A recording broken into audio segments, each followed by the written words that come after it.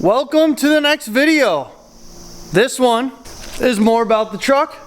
If you're new to this channel or new here or a new subscriber, we do truck videos, we do camper videos, we do Mercedes diesel wagon videos, and of course the adventures with the camper, travel, camping, blah blah blah videos. Check out the channel, you know what's going on. And there's cats involved, right? Thinks I'm talking to them. So in the last video, you saw the radiator situation, trying to get that cooling figured out because the truck's overheating when it's under load, only then. And now that the radiator's been flushed and you saw the video, see the previous video if you want to see the details on that.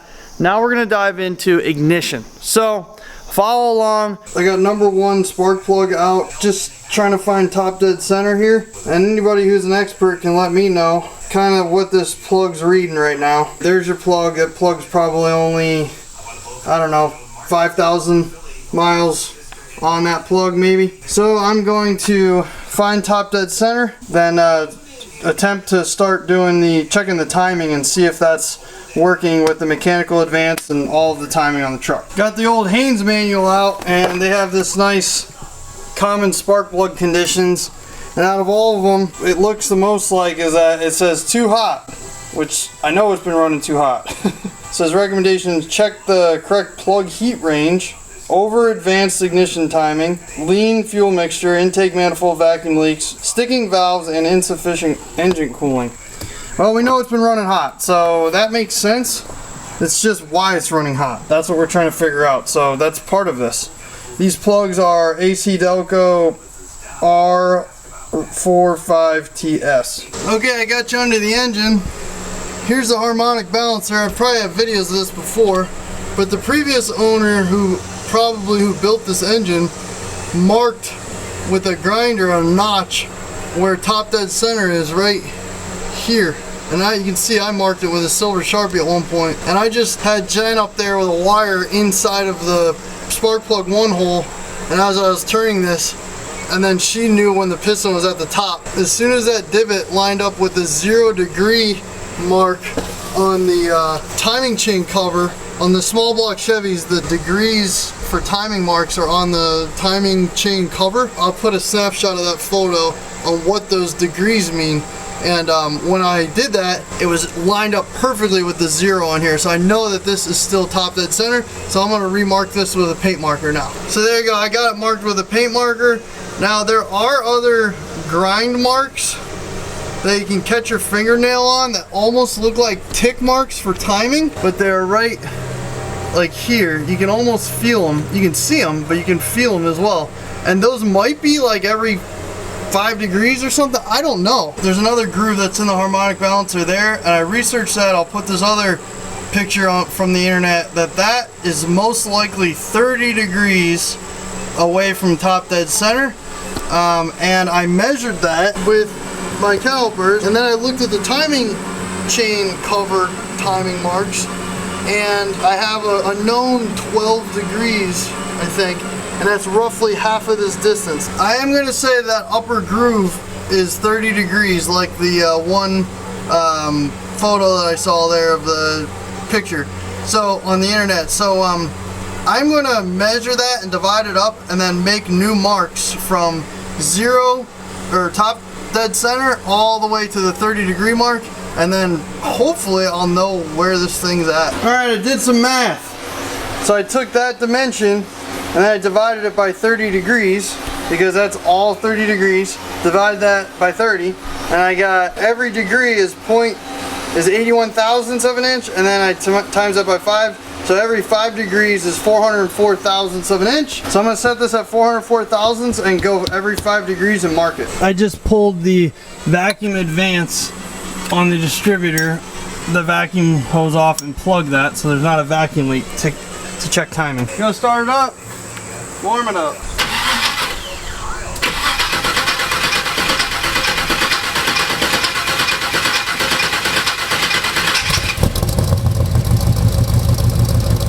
Okay, been on this all day, all right? It's hard to film. I just had to get this done. Here's the situation. This truck, for the best of what I can tell, was on 30 degrees initial timing. before top dead center, which is really far advanced from what I'm reading and everything else, and explains the reason why it has such a bad hard start, and is also explaining, I believe, of what the ticking in the engine is.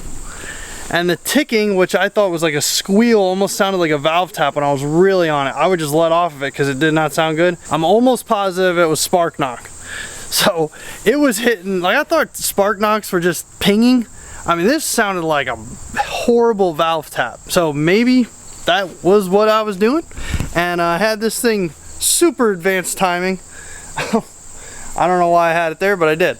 So I brought it back, okay? I had 30 degrees initial timing, and you know, I pulled the vacuum advance off, and I tested the mechanical advance, and it was just higher than 30. So it was like, you know, in the 50s, I'm sure. 45, 50, something like that.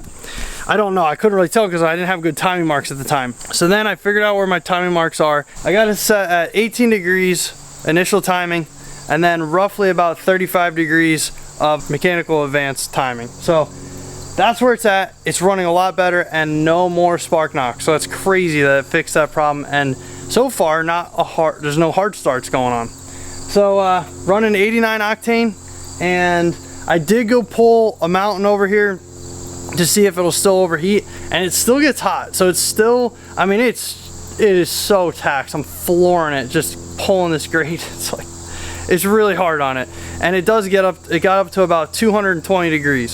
So I never really like tested on that hill specifically, but I would have never been able to floor it up that hill. It would have been just valve, and I did this. It was just just like sounded like a valve tap, but I think it was spark knocking the whole time. So people said I'm lucky that I didn't ruin the engine. So well, it's still running. Doesn't have much oil pressure, but it still runs. I was doing one thing at a time here. So now we're gonna do the cap and rotor and see how that looks. Okay, I got the cap and rotor off. Got the old cap with the coil inside of it still. I got to swap it over to the new one. So I'm gonna do that. I didn't get a new coil because I don't think it's wrong. So I'm gonna swap that over, and then I'll show you the difference. This isn't a how-to of how to replace cap and rotor, but there's all these little parts, little brush, all these components that you got to swap over from the new to the old. So watch a different video on how to do all this. I'm just showing that I am replacing the new cap and replacing a new rotor, and I'm going to compare and show you the difference between the two. But here's the old brush. There's the old versus the new one's on the left brush that goes in the center of the cap. Alright, I got both caps here. Here's the old one.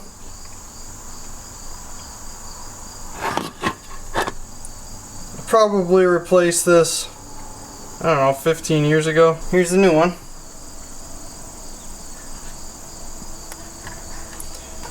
And then you saw the brush. There's the new brush here.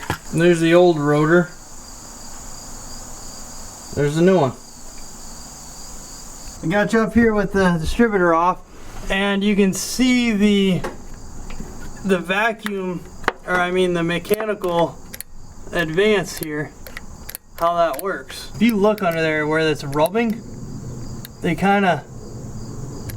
slide, but I want to try and put a little grease on there. Got the new cap and rotor on. I'll plug my vacuum advance back in, put the air cleaner on, and start it up and see if I did it right.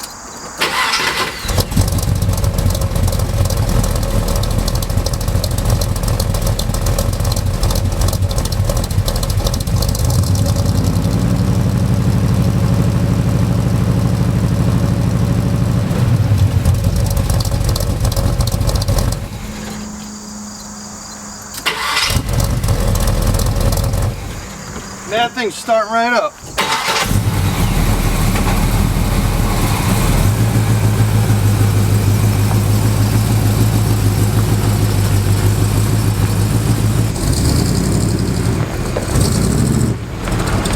I did take it on a couple 100-mile trip. Not too many hills on this trip. It was more flat, but there were some hills. We were only previously able to go, like on the New England trip, we were only able to go 45, maybe 50 miles an hour tops. It was anything more than that was taxing the engine too much, and it was overheating. So this trip, we could go 55, 60, which that's the fastest I want to go comfortably with this whole getup, and there was no overheating issues. Now again, we didn't pull any big hills, but the water temperature was right around 205. It may have hit 210 one time, but that's nothing compared to what it was hitting. So that's a huge win for this so far, and also I was able to give it way more throttle because of no more spark knock. So I wasn't afraid to use the power that the engine had, whereas before I was only quarter, maybe half throttle because it would start spark knocking so bad. So overall, it's an improvement, it's a win. We're gonna keep on improving this thing. Stay tuned. All right, here's another problem that I've had with this truck since I've owned the truck.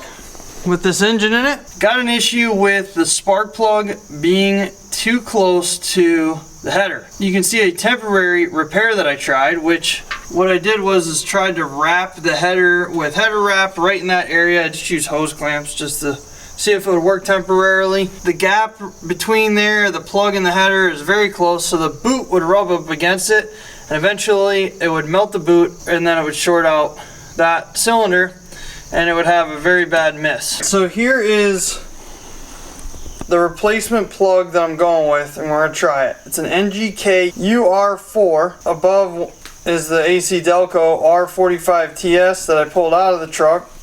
You can tell how wet that plug is because I just disconnected the wire and drove it 100 miles.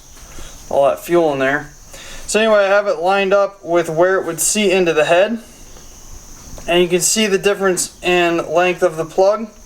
It's roughly 1/4 to 5/16 of an inch shorter. It is a good cross-reference plug. So we're gonna try this. Excel makes a plug as well. I don't have those yet. I don't know if they're any shorter than this, but from the photos I've seen online, they don't look much shorter than this NGK plug. So we're gonna see if this NGK plug will allow enough clearance. It's gonna be close, if any. But any little bit's gonna help. Oh, and I left the gap the same as what was out of the box. It was roughly 35 thousandths of an inch, which is what the AC Delcos were that were in it. So we're gonna leave that. So this is what was happening to the wires. These are Taylor Spyro Pro wires. This is what was on the engine when I bought the truck, only on this cylinder, and I know why. It's because you can see where it would melt this wire and conform it around that head right here, and it actually wouldn't short out. This is the wire. I replaced the wires 2 times entirely on this truck, and I'd always put this wire back on because it was the only one that wouldn't short out in 50 miles because it would melt through. So for some reason this wire is much better quality. It's finally cracked enough and started arcing through that super hard and brittle. So this wire is one of the wires that I got in a kit. It's a Taylor Street Thunder. And these are what I replaced all the wires with on the truck, all the other wires except for this cylinder. So then I ordered these MSD boots, which are supposedly higher heat resistant, but these things are against that header. I mean, this was against the header wrap, so it melted through, ended up shorting out. I ended up trying to put this one back on, was still shorting out, just ripped the wire off and drove it home with 7 cylinders.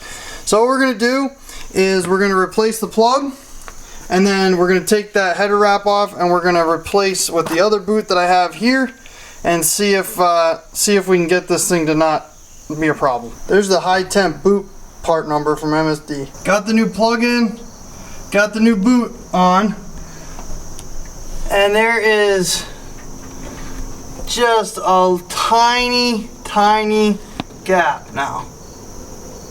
Barely any gap. That will melt that boot a little bit. But before, it was literally pressed up against it. So we'll see how long this lasts. I'll most likely order a couple more of these boots just in case. We'll test it out and drive it, see how this other plug works and see how it goes. The next step would be I would have to, well, what I'm thinking is I would have to heat that header up right there where it's touching and hammer that in and dent it. I don't really want to do that. I don't want to blow a hole through this. So we're going to try it like this. Let's see how she starts up with the new spark plug and new boot.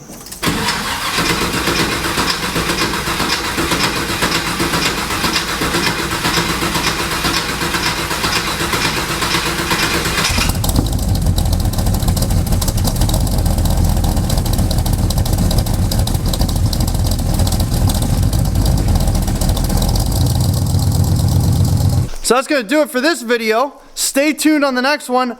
I don't know what it'll be. It might be some more working on the truck videos. It might be an adventure video. I don't know. Stay tuned. Tank.